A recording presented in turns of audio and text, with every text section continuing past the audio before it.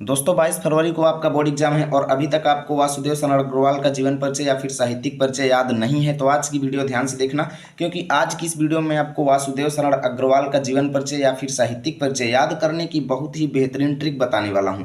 इस ट्रिक की मदद से आप बोर्ड एग्जाम में बहुत ही अच्छे अंक पाएंगे, प्लस आपको रटना भी नहीं पड़ेगा। आप बहुत आसानी से 1-2 पेज आराम से लिख देंगे, ठीक है ना।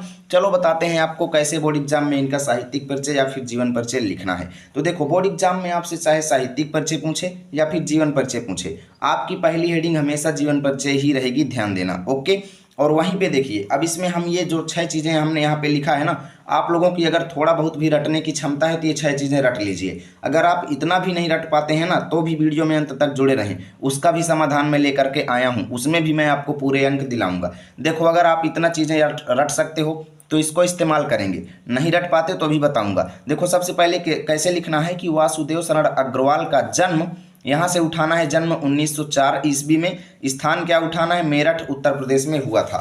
ऐसे आपको लिखना है। चलिए लिखते हैं। तो देखिए दोस्तों, मैंने लिख दिया कि वासुदेव शरण अग्रवाल का जन्म सन 1904 ईस्वी में उत्तर प्रदेश के मेरठ जिले में हुआ था। अब आपको काम में लेना है ये 2 चीज़ें, पिता और माता का नाम। इनके पिता का नाम विष्णु अग्रवाल और माता का नाम सीता अग्रवाल था। ऐसे ही आपको लिखना है। अब देखिए, हमने इतना लिख दिया। अब आगे आप लोगों को कुछ नहीं करना। अब ये जो लास्ट की चीज़ें बची हुई हैं ना, यहाँ पे मृत्यु सन और रचनाएं, ये हमारे लास्ट में काम आएंगी। अब इसको हम साइड में करते हैं। अब हम अपनी ट्रिक लगाएंगे और दिमाग लगा करके इनका पूरा जीवन परिचय या फिर साहित्यिक परिचय बनाएंगे। देखो, मैं आपको बता दूं, अगर आपसे बोर्ड एग्जाम में जीवन परिचय पूछा जाता है तो आपको कुछ नहीं करना, कुछ नहीं करना। जो चीज़ें मैं बता रहा हूँ, बस आपको सीधा यहाँ से लिखना शुरू कर देना है। यहाँ पे कोई भी हेडिंग नहीं डालना है। लेकिन अगर आपसे बोर्ड एग्जाम में साहित्यिक परिचय पूछा जाता है तो पहली हेडिंग तो जीवन परिचय डली रहेगी। और इतना लिखने के बाद अब आपको करना क्या है, यहाँ पे एक नई हेडिंग डालना है। ध्यान देना, ये केवल उनके लिए है जो साहित्यिक परिचय लिखेंगे।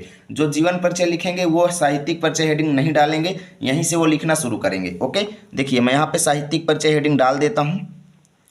मैं अभी आपको डिटेल में पूरा बताऊंगा, टेंशन मत लो, कुछ भी रटाने वाला नहीं हूँ। ये बात हमेशा के लिए ध्यान में रख लो, क्योंकि मैं अपने चैनल पे कोई भी चीज़ें ऐसी नहीं डालता हूँ जिसमें आपको रटने में दिक्कत हो।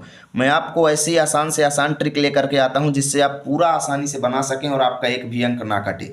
देखिए, हमें साहित्यिक परिचय लिखना है, इसलिए हमने यहाँ पे ये हेडिंग डाल दिया, ठीक है। यहीं पे अगर हमें जीवन परिचय बस लिखना होता तो हम ये हेडिंग यहाँ पे नहीं डालते और आगे यहीं पे से लिखना शुरू कर देते। अब देखिए, हमने ये हेडिंग डाल दिया, तो अब आगे आप लोग क्या लिख सकते हैं। देखिए, कोई भी कवि या लेखक हो, उसके अंदर कई विशेषताएं होती हैं। वो निबंध भी लिख लेता है, कविता, कहानी, नाटक, उपन्यास भी लिख लेता है। तो यही चीज़ें यहाँ पे लिखना है कि वासुदेव शरण अग्रवाल एक उच्च कोटि के निबंधकार, कहानीकार, उपन्यासकार थे, ठीक है, आलोचक थे। तो चलिए लिखते हैं। दोस्तों, मैंने लिख दिया कि वासुदेव शरण अग्रवाल एक उच्च कोटि के निबंधकार, कहानीकार, उपन्यासकार एवं आलोचक थे। देखते जाइए कैसे क्या से हमें स्टेप लगाना है। इसके बाद हम कर देंगे, क्या लिखेंगे कि हिंदी साहित्य में इनका अद्वितीय स्थान है। अब देखिए, हमने इतना भी लिख दिया। आगे यहाँ पे हम क्या करेंगे, अपनी रचनाओं के द्वारा इन्होंने हिंदी साहित्य को ऊंचाई तक पहुंचा दिया। देखते जाइए, अगर आपको कुछ रटना पड़ रहा हो, बहुत ही सिंपल तरीके से हम लिख रहे हैं और इतना लिख भी लिए हैं। यहीं पे अगर आप छोड़ोगे तो क्या पाओगे, कुछ नहीं पाओगे, 0 नंबर भी आपको मिलने वाला नहीं है। यहीं पे आप मेरी इस ट्रिक को लगाओगे ना तो पूरे में से पूरे अंक आपको मिलेंगे, मैं ये गारंटी के साथ कहता हूँ, ठीक है। आगे देखते जाइएगा, हम इसमें क्या लिखेंगे, कोई भी लेखक हो, कोई भी कवि हो, उसको अनेकों भाषाओं का ज्ञान होता है, ये सब लोग जानते हैं, ठीक है। तो बस आपको कुछ नहीं करना, ऐसे ही लिखना है कि इन्होंने कई भाषाओं का स्वाध्याय से ज्ञान प्राप्त किया। ये देखो, हमने लिख दिया कि इन्होंने कई भाषाओं का स्वाध्याय से ज्ञान प्राप्त किया। आगे देखते जाओ, इनकी रचनाएं जो हैं समाज पर सीधा प्रभाव डालती हैं। ये हो गया, ठीक है, इनकी रचनाएं समाज पर सीधा प्रभाव डालती हैं। आगे हम लिख सकते हैं कि इनकी अधिकतम रचनाएं खड़ी बोली में लिखी गई हैं। तो देखो दोस्तों, हमने लिख दिया कि इनकी अधिकतम रचनाएं खड़ी बोली में लिखी गई हैं। देखते जाओ क्या क्या चीज़ें हम अभी बना रहे हैं, ठीक है। देखते जाना कैसे कैसे हम इनका पूरा बना रहे हैं। अब इनके भाषा के बारे में तो हमने लिख ही दिया, ठीक है। अब इनके शैली के बारे में कुछ ना कुछ लिख देते हैं। तो देखिए, अगर आपको कैसे क्या बनाना है मैं अभी आपको बताऊंगा, शैली से रिलेटेड भी इसी में ऐड करना है। देख लो, अभी आप लोग स्क्रीनशॉट लेना चाहते हो तो ले लो, ठीक है। इतने का स्क्रीनशॉट लो। उसके बाद देखो, सेकंड शॉट आपका इतना बड़ा होना चाहिए और यहाँ पे ये आगे देखना हम बीच में देखिए, एग्जामिनर कोई भी हो आपका ऐसे कैसे आंसर चेक करते हैं, सबसे पहले शुरू की 2 लाइनें फिर लास्ट की 2 लाइनें, बीच में आपको कैसे भी बना बना करके किसी भी तरह करके लाइन भरना है। इसमें आप लोग क्या लिख सकते हैं कि इन्होंने अपनी भाषाओं में अधिकतम मुहावरों एवं कहावतों का यूज किया है। चलो लिखते हैं। तो देखिए दोस्तों, मैंने लिख दिया कि इन्होंने अपनी रचनाओं में अधिकतम मुहावरों एवं कहावतों का प्रयोग किया है, जिससे इनकी भाषा सुसंगठित दिखाई देने लगती है।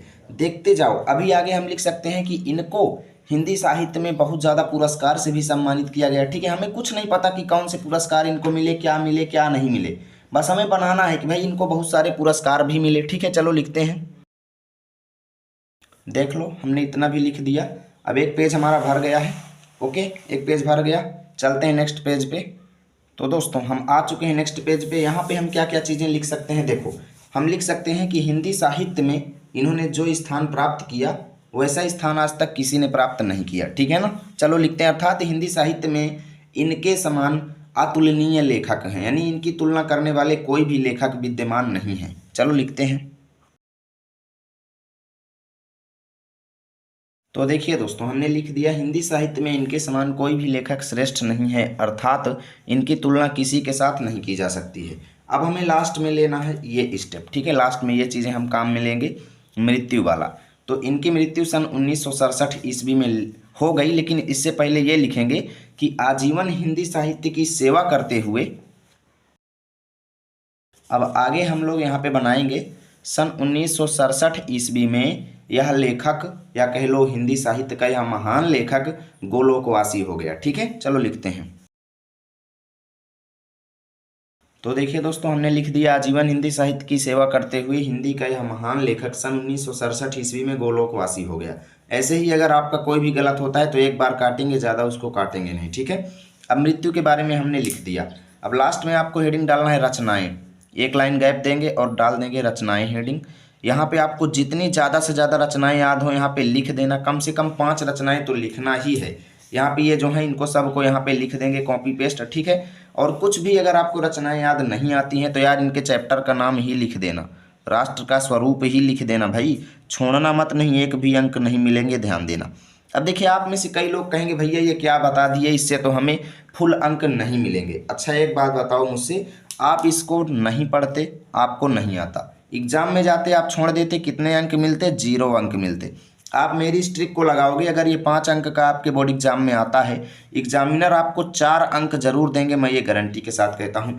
तो आपको 0 मंजूर है या 4 अंक मंजूर है, आप मुझसे बताइएगा कमेंट में। ठीक है, यदि वीडियो अच्छी लगी तो लाइक करना, दोस्तों के पास शेयर करना। ऐसे ही सभी लेखकों की वीडियो हमारे चैनल पर अपलोड है, जा करके आप लोग देख सकते हो। मिलेंगे आप सभी के साथ अगली वीडियो में, तब तक के लिए जय हिंद जय भारत।